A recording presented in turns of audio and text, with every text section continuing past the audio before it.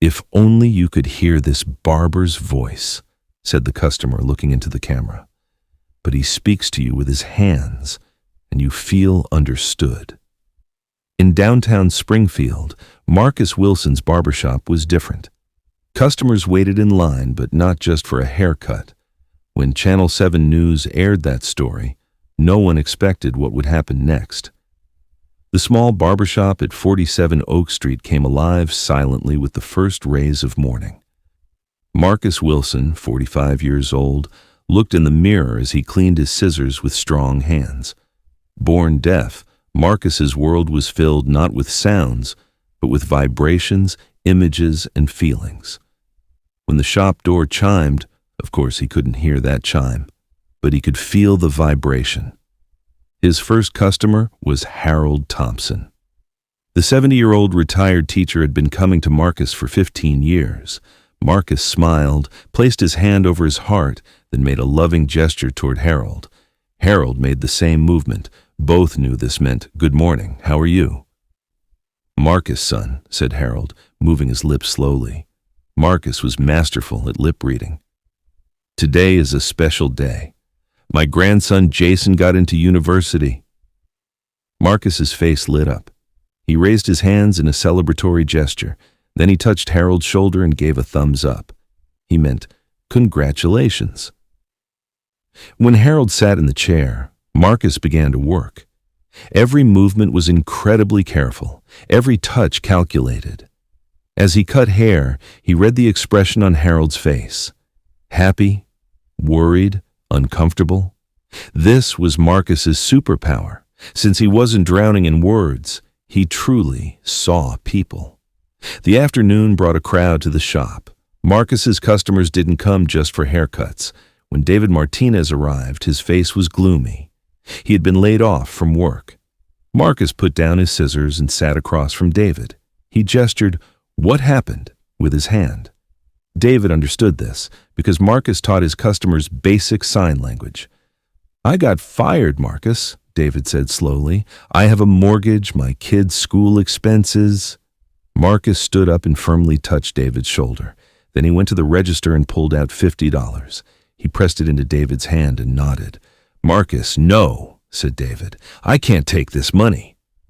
But Marcus was determined. He gestured, "Family is important to us."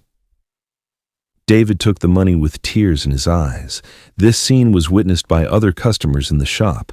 Michael Chen was a reporter for the Springfield Gazette.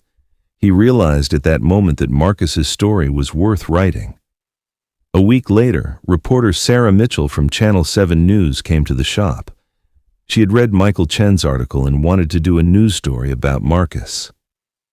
"Mr. Wilson," said Sarah, sitting across from Marcus, "your story is very inspiring. How do you form such strong bonds with your customers?" Marcus's interpreter was his neighbor Mrs. Elena Rodriguez. Elena was fluent in sign language because her own son was also deaf. Marcus replied with his hands, "When you don't speak, people start really listening to you. I see their hearts."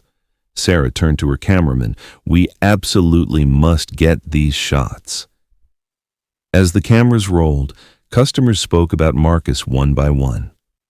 "If only you could hear this barber's voice," said Harold Thompson looking into the camera.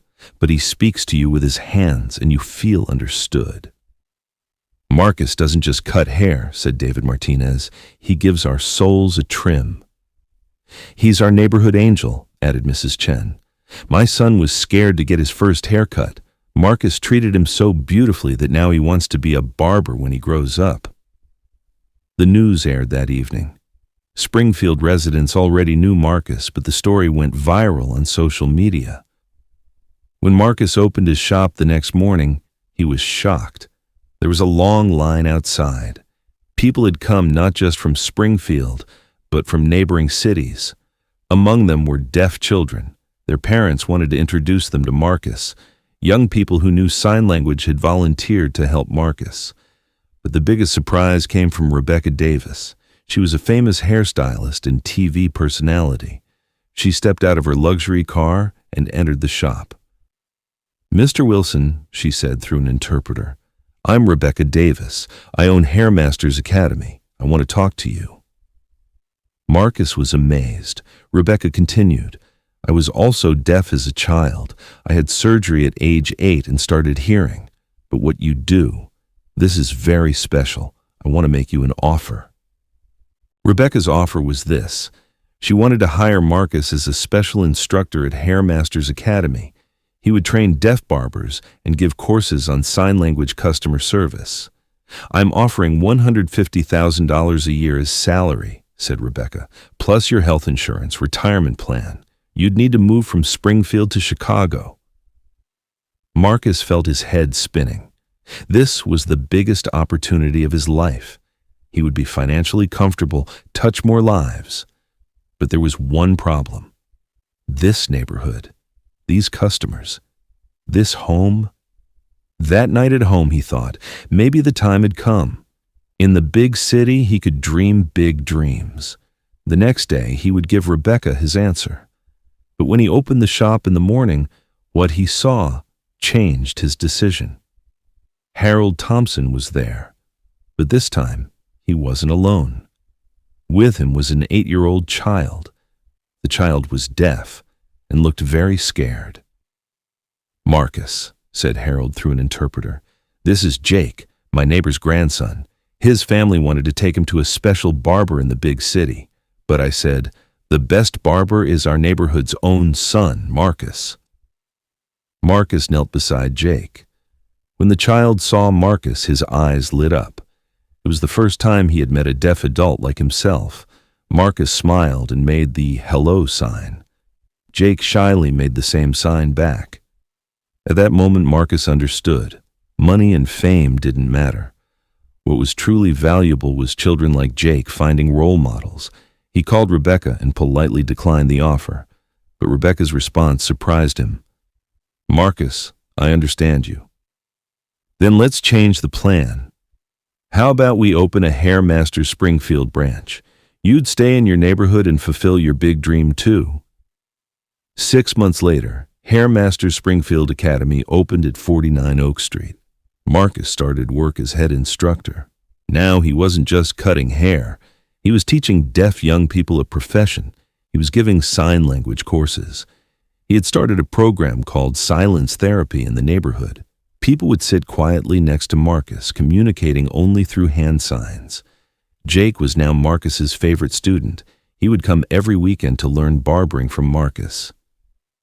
Brother Marcus, Jake signed one day, I want to be like you when I grow up too. Marcus's eyes filled with tears.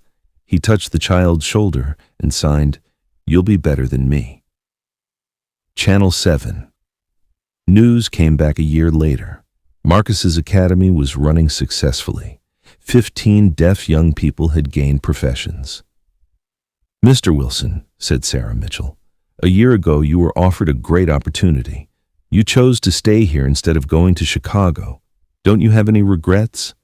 Marcus replied, I never felt sad about being deaf. Because silence taught me to really hear people.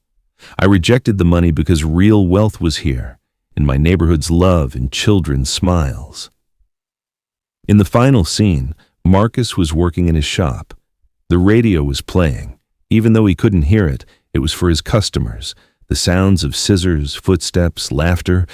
But for Marcus, the most beautiful sound was the dance of hands, the music of sign language, the conversation of hearts. The camera zoomed in on Marcus's hands. His final gesture read, Love is a universal language. You don't need sound to speak it. This story shows us that true success is measured not by financial gain, but by touching people's lives. Marcus Wilson rejected big money, but gained something more valuable, the power to create change. What would you do? Would you choose the bright offer in the big city, or would you listen to your heart and stay with your loved ones? Share your thoughts in the comments, and don't forget to share this inspiring story with your loved ones.